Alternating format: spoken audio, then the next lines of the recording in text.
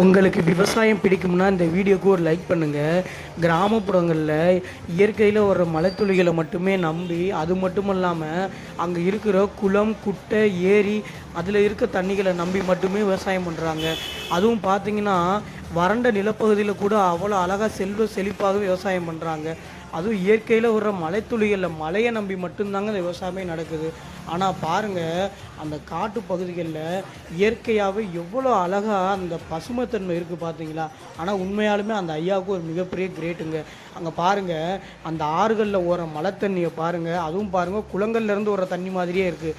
அந்த தண்ணியிலேருந்து மட்டுமே அவர் பாருங்கள் நெற்பயிருக்கு தண்ணி வந்து எடுத்ததுலேருந்து எடுத்து அதில் ஊற்றுறாருங்க. ஆனால் அதுக்கே அவருக்கு ஒரு மிகப்பெரிய சல்யூட்டுங்க. ஆனால் ரொம்ப சூப்பராக இருக்குங்க. ஆனால் இந்த மாதிரி விவசாயிகள்லாம் இப்போ பார்த்து ரொம்ப வருஷம் ஆச்சுங்க. ஆனால் ஒரு சில கிராமங்களில் போனால் அந்த மாதிரி இயற்கையாக இன்னும் இருக்குங்க. ஆனால் இந்த ரோடு போடுறேன், காடு இந்த மாதிரிலாம் நிறையா அழிச்சிடுறாங்க. அதாங்க மிகப்பெரிய பிரச்சனையே. பாருங்கள், இந்த வயசுலேயும் எவ்வளோ அழகாக விடுபடாமல் உழைக்கிறார் பார்த்தீங்களா.